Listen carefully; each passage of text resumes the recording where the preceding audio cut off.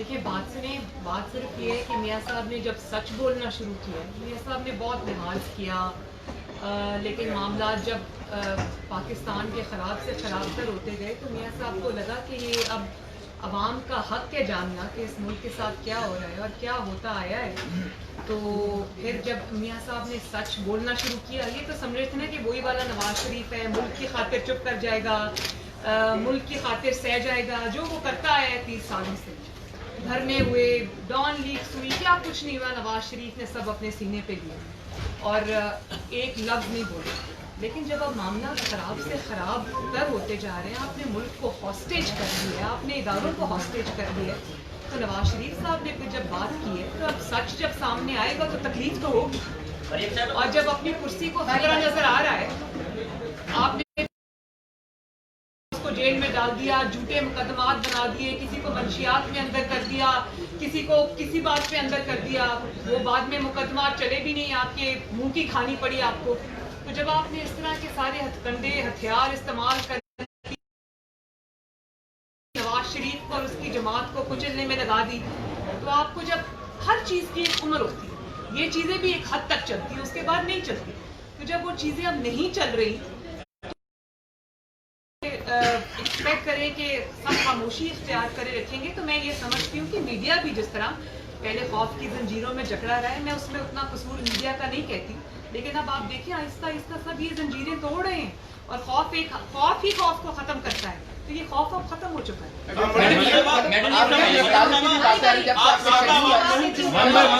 सबकी बात का जवाब दूंगी, आपसे करना चाहती हूं। जब से आपके जलसों पर शेड्यूल आया और ये हुआ है कि मरियम नवाज साहब फिर सरगर्म हो रही है, सियासत में आ रही है, खुल के खेलेंगी अब, तो फिर से आपकी गिरफ्तारी की इतलात आ रही है। रात को भी ये इतलात थी, आज सुबह भी ये इतलात थी, तो क्या आप ज़हनी तौर पर तैयार हैं इन सब ज़ाहिर सच बोलने में तकालीफ आती है उनका मुकाबला करने के लिए? नहीं, बिल्कुल आपने ठीक कहा।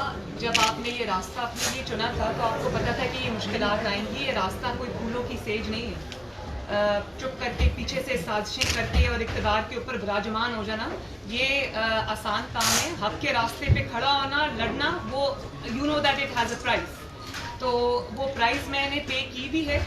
मेरे वालिद के सामने मुझे गिरफ्तार किया, पहली दफ़ा मेरी वालदा जब बीमार थी, मैं आई, मुझे गिरफ्तार किया। मुझे उसका कोई खौफ जो है ना, वो एक ही दफ़ा होता है, मुझे वैसे पहले दफ़ा भी नहीं था। अब करेंगे तो मेरी ये एक गुजारिश है और वो ये सुन लें कि अब आप अगर ये करेंगे तो मैं तो गिरफ्तार हो जाऊंगी। देखिए ना, गिरफ्तार करेंगे तो गिरफ्तार हो जाऊंगी, लेकिन स्याही तो आपके अपने चेहरे पे मली जाएगी। और जब लोग ये कहेंगे कि आपने मरियम नवाज को क्यों गिरफ्तार किया, उसके खिलाफ कोई केस नहीं था, कुछ नहीं था, तो फिर यही बात सामने आएगी ना कि आपको मरियम नवाज से और एपीसी के एजेंडे से, उसकी तकमील से, उसकी कामयाबी से, मुस्लिम लीग नून से, आपको नवाज शरीफ से इतना बड़ा खतरा है कि आप मरियम नवाज को गिरफ्तार करके वो सारा इल्ज़ाम अपने ऊपर ले रहे हो, अपना खौफ भी दिखा रहे हैं। लेकिन सबसे बड़ी बात यह है कि इस वक्त बैठ के गिरफ्तार होती हूँ, हो जाऊं, मेरे अलावा भी 10 लोग और गिरफ्तार होते हैं। मुस्लिम लीग नून के पास कारकुनों की और जानबाजों की कमी नहीं है।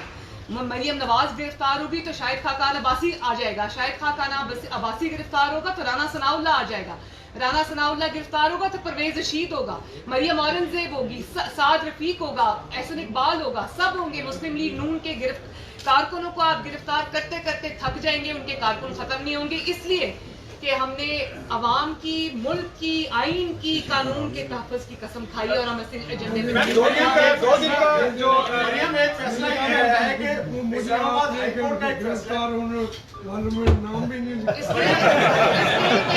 आप, मैं नहीं चाहती आप गिरफ्तार हो। दो दिन का फैसला है, एक का दो दिन मियां साहब का जो है खिताब हुआ है, उसके बाद आपको की मोटिवेशन किस मकाम पर देखनी है, क्या रिस्पॉन्स आप देखने को लगा?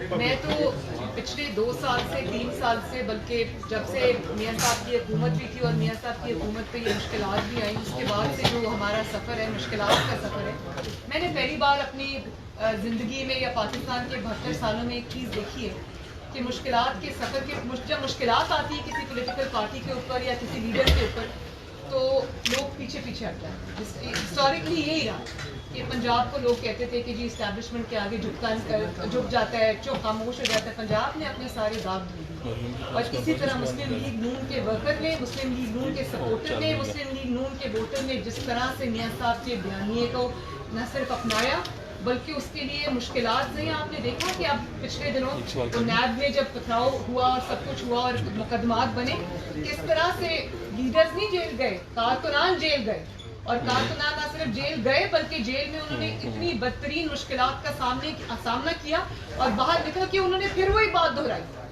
तो अगर आप ये समझते हैं कि इन हथकंडों से आप मुस्लिम लीग नून को झुका लेंगे तो ये आपकी खाम ख्याल है।